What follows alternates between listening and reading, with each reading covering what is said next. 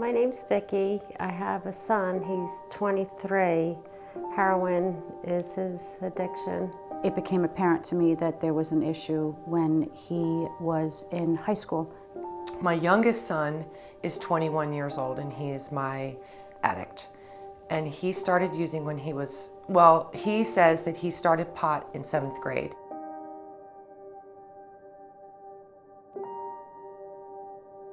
And I just remember, being at the gym, and my husband called me and said, we have a problem.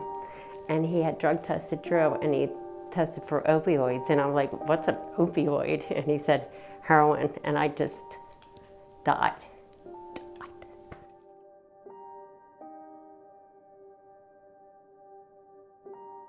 So I found a solution to that issue, and what I did was I yanked him out of Conestoga High School and I dropped him off at Valley Forge Military Academy without his knowledge. And seemingly that went well for about a year. But when he was 16 years old, he came to me and he told me that he wanted to go to treatment because he started to use painkillers. So within 45 minutes, I was on a plane and he and I went to Texas, and he stayed there for 45 days.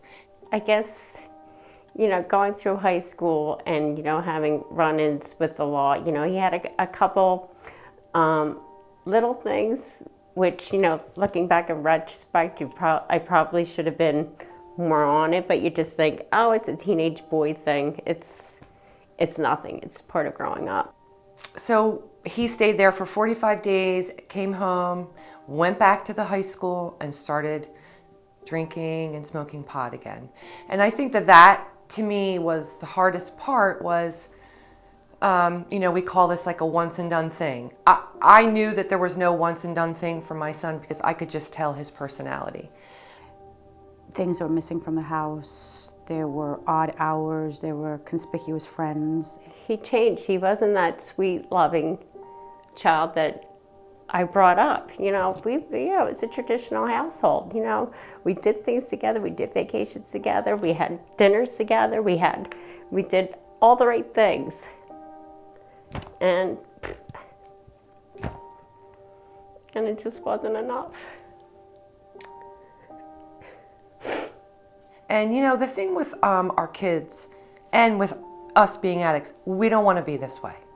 We have a brain disease. All I wanted him to do was graduate from high school. He graduated from high school and went to school in Florida for a year, and all he did was drink. Made it through the end of the summer, got him into Roanoke. Of course, the trouble started. He gets pulled over on his way to Roanoke after Christmas vacation, and there's drugs in the car. In comes the legal system. He gets put in jail for the first time, and so this just kept catapulting and just getting, worse. I got introduced to the judicial system. I'd never heard of a bail bondsman before. All of a sudden, I became an expert on, how to wire money and transfer money, and watch my son cry, and it really wasn't his fault. It was a mistake, and he was going to be better, this, that, and the other. Needless to say, that didn't happen. When he came back from Florida, he really started to getting into the opiates. Stealing from his friends, stealing from us. All my jewelry is gone. But it was better for me that he was outside the house, so I wasn't thinking so much about where is he, what's he doing, why isn't he answering his phone, why isn't he answering this text, where is he? He came back home and he knew my husband wasn't home, and he knew I was the weakest link. I was the biggest enabler of all, and he knew. And I just remember what everybody was telling me, I'm loving him to death, and stop enabling him, and he's gotta go.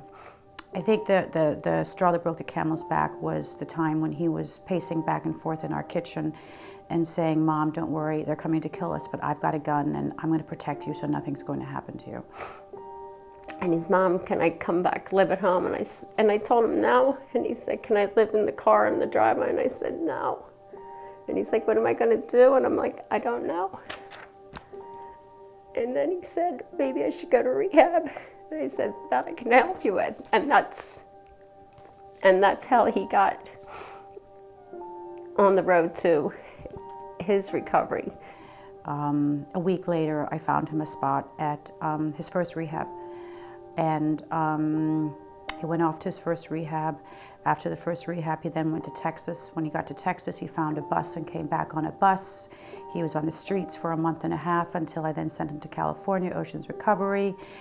And this just went on and on with some semblance of recovery, 4 months here, 6 months there.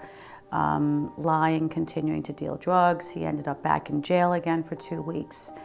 And that's just the way the story was. At one point, he was in 7 treatment centers in 4 months. So he would go to a treatment center, he would stay for a little bit, find somebody maybe there, and then he would run from the treatment center. So the worst part for me at that point was I would get the phone call, he's gone. And I wouldn't know where my son is. My heart was always racing. I used to say to my sister, my heart just hurts. And there was times where I'd be driving to work and I'd have to pull over on the side of the road because I could not breathe. And so far it's been 15 months, but going through all this, it's such a traumatic experience that you always feel like this shit's gonna drop because drugs are all over the place. I was blessed to be sober when my son was at the worst of his addiction, because had I not, it probably would have catapulted me down to a near-death experience. And I finally realized that I cannot do anything for him. And all the treatment center therapists would say, you have to take care of yourself. You have to take care of yourself. And I thought, oh, they're right. And that is how I got through all that.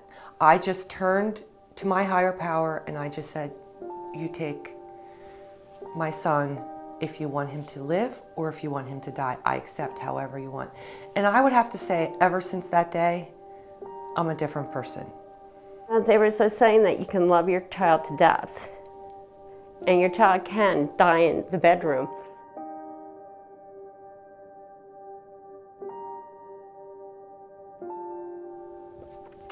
You can't protect them. You just have to hope that there is a God.